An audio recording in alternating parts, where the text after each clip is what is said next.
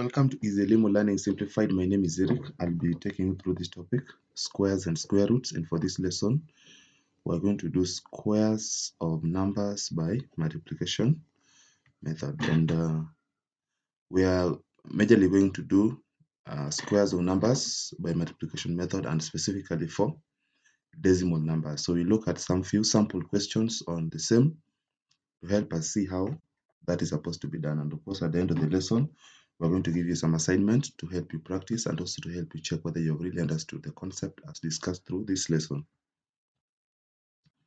So we have our first few examples just to help us see how we do the squares of numbers by multiplication method. And for this lesson, we're going to measure on decimal numbers.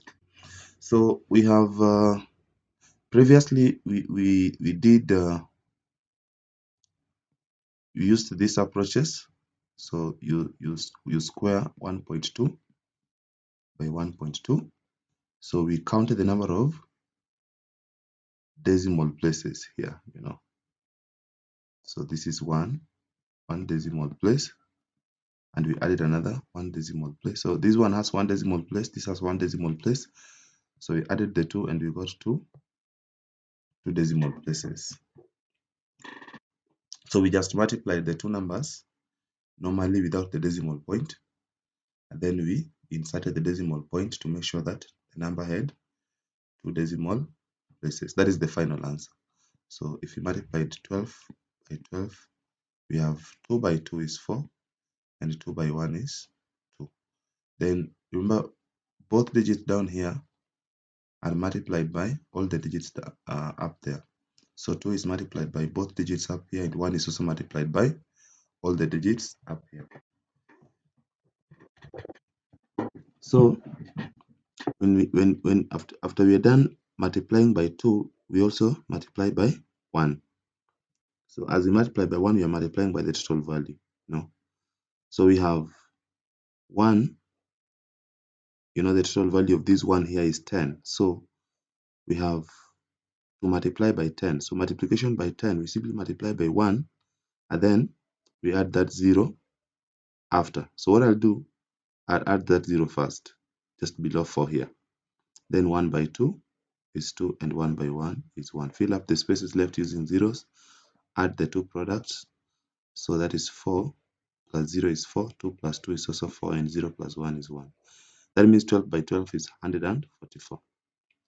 So as I insert the decimal point, must make sure that the number has two decimal places. So this is what the decimal point should be, so that I have two decimal places. So that means the square of 1.2, which was 1.2 by 1.2, should be equal to 1.44.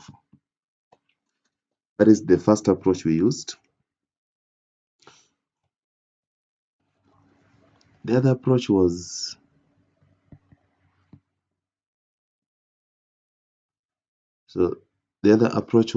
where we changed this number to a fraction, with the denominator being a power of 10.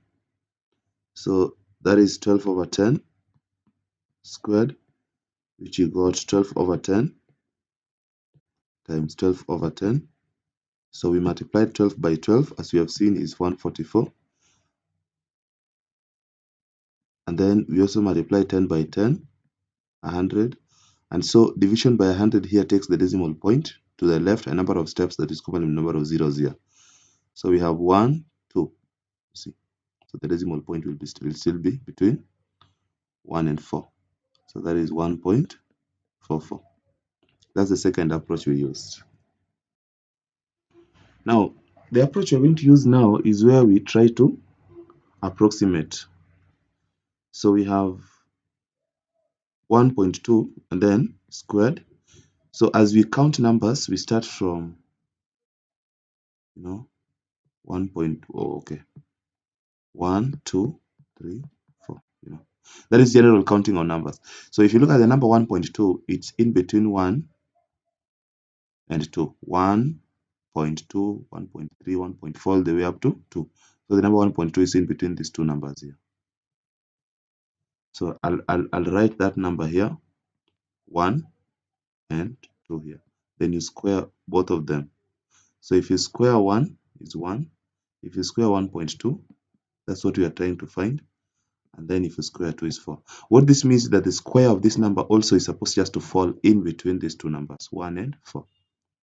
That will help us to know where the decimal point is supposed to be. Also, apart from counting the number of decimal places and adding, and also apart from just dividing the numbers by powers of 10, to help us move the decimal point to the left a number of steps that is equivalent of zeros, the number of zeros in the denominator, we can also use this approximation whereby we know the decimal point. As we insert it, we should be ending up with a number that is between 1 and 4. So after multiplying this, we assume the decimal point, so we just multiply 12 by 12 to give us 144 as we have done. So where should the decimal point be so that the number that we have is in between 4 and 1? So 4 here and 1. So if you put the decimal point between 4 and 4, that will be 14. That will be way more than 4. So between 1 and 4, yes, that will give us a number between 1 and 4.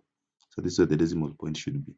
So the interpretation is that 1.2 squared, which is so if you square 12 here, we got 144. But then inserting the decimal point, we use this range that as we are inserting the decimal point, the number we are ending up with should be between 1 and 4. So that gives us the answer as 1.2 squared being 1.44.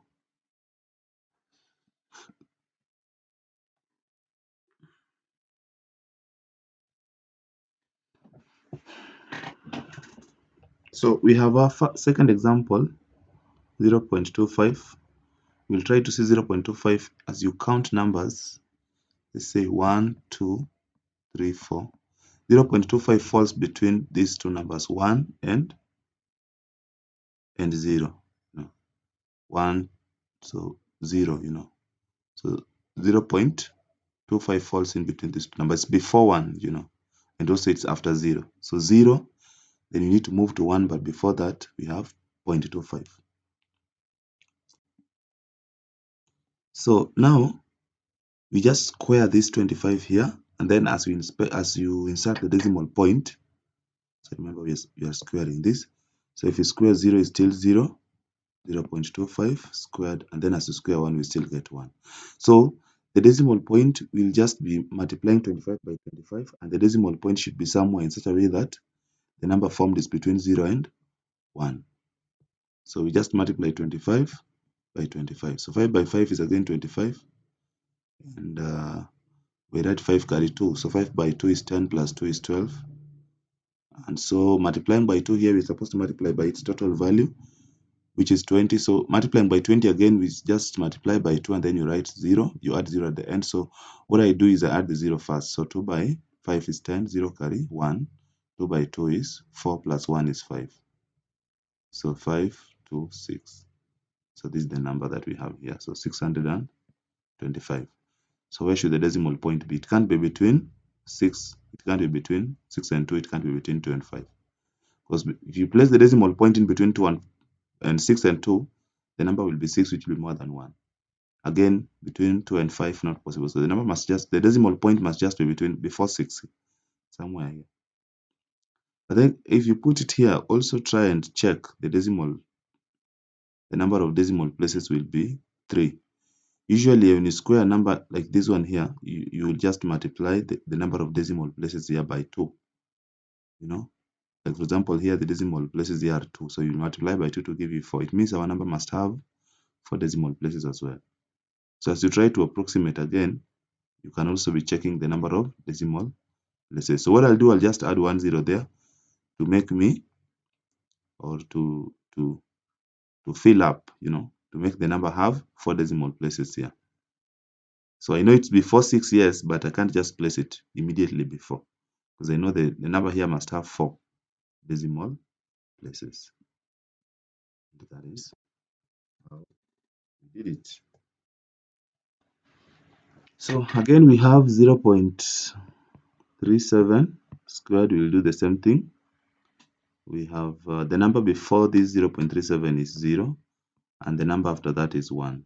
0.37 falls if you list the numbers 0, 1, 2. See now 0.3 is in between here, 0.1, 0.2, 0.3, somewhere here before you reach 1. Somewhere here, you know, is where 0.37 is. So you square this, you square that, so 0 less than 0.37 squared less than 1 squared. If you square 1, the answer is 1. So it means even the square of 0.37 should be a number between 0 and 1. So I'll just multiply 37 by 37 like we did in the previous case. 37 by 37. So 7 by 7 is 49. So 9 carry 4. 7 by 3 is 21 plus 4 is 25. So as you multiply by 3 again, you are multiplying by 30. Remember you use the total values. So 30 we multiply by 3 and then we add 0. So what I'll do, I'll add the 0 first. So 3 by 7 is 21, 1 carry 2. 3 by 3 is 9 plus 2 is 11. Fill up the spaces left using zeros, add the two products. So if you add this, it's going to be 9, this is going to be 6, this is going to be 3, and this is going to be 1. So that is what we have here, 1369 here, or 1369. So where should the decimal point be? It can't be between 1 and 3, because now the square here should be a number between 0 and 1. Should be between these two numbers, 0 and 1. So it can't be between here. 1.3 is past 1. 1.3 is between 1 and 2. So the decimal point must just be before 1 here. So again, as we insert the number, the decimal point, please check the number of decimal places must not be less than 4, because decimal places here are 2 multiplied by 2, that will be 4. So you see that condition must also be met as you try to approximate where the decimal point should be.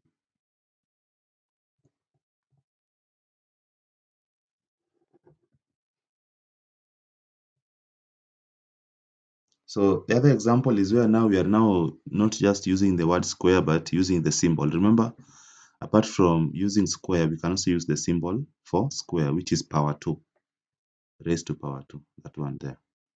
So the approach is still the same. So we have 1.4 squared. So you just check 1.4 is between 2 and 1. So if you count 1, 2, 3, 4, of course starting from 0. 1.4 is between 2 and 1 here. 1.1, 1.2, 1.3, 1.4 is somewhere here. So you square the two numbers. So if you square 1, that is going to be, so if you square 1, that is 1, 1.4 squared, and if you square 2, that is 4. So the number must be a number between 1 and 4. You see, 1 and 4. So if you square this, just multiply the 14 by 14. So again, 14 by 14 here. 4 by 4 is 16, 631. 4 by 1 is 4 plus 1 is 5. Multiplying by 1, I use the total value, which is 10. So I multiply by 1, I add 0. So what I'll do, I add the 0 first. 1 by 4 is 4, and 1 by 1 is 1. Fill up the spaces left using 0. So we have 6, 9, 1, 196. So this is 196. Where should the decimal point be so that I have the number between 1 and 4? It should be here. If you place it between 9 and 6, that will be 19, will be more than 4. And then, of course, remember to check the decimal places. Number of decimal places here, 1 multiplied by 2. You see, that is still 2 here. Yes. So this is 1.4 squared equals to this. So we have these other examples that you can attempt and see whether you'll be able to apply what you have learned. And of course, you're also having the assignment here to help you practice and just to help you check whether you've really understood the concept as discussed through this lesson. So that marks the end of this lesson. Until next time, goodbye.